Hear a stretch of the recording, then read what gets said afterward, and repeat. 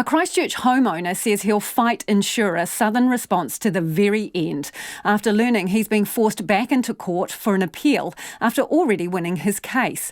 Last month, the High Court found the insurer had misled and deceived Karl and Alison Dodds when it kept secret from them a higher estimate to rebuild their quake-damaged home, meaning they unwittingly settled for hundreds of thousands of dollars less. The Dodds begged Southern Response not to appeal the decision so they could move on from their years-long battle. But today, Southern Response confirmed it will appeal.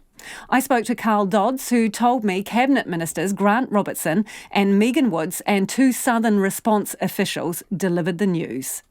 We were obviously disappointed, saddened, because this could have all been brought to an end and we could have all moved on. But for whatever reasons, and some of the reasons given I'm not fully convinced are necessarily quite correct, but for whatever reason they have decided to appeal, and we will fight them to the end. As I've already said in our previous interview, Lisa, we will go wherever it's got to go because we are right. And this is a case that will affect every single policyholder in New Zealand, regardless of which insurance company your policy is with, because this is a case which touches on the very essence of insurance behaviour. At the moment, and I'm not trying to use emotive words, but I need to get this across to the public as forcefully as I can, insurance in New Zealand is at the moment on a precipice of an abyss to oblivion.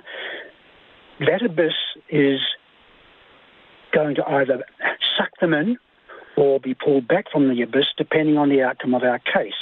Now, why is this so, I hear you ask? It is so because what is at stake here is that if we lose, it sends a signal to all insurers that it is okay to misrepresent facts and figures. It is okay to place before a policyholder a document that you know to be false in the knowledge that our test case has allowed this to be so.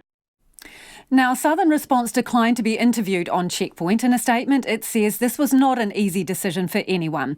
Southern Response says it is appealing to gain better clarity around its legal obligation to go back in time to claims settled on a full and final basis and pay people more than they were entitled to at the time their claim was settled.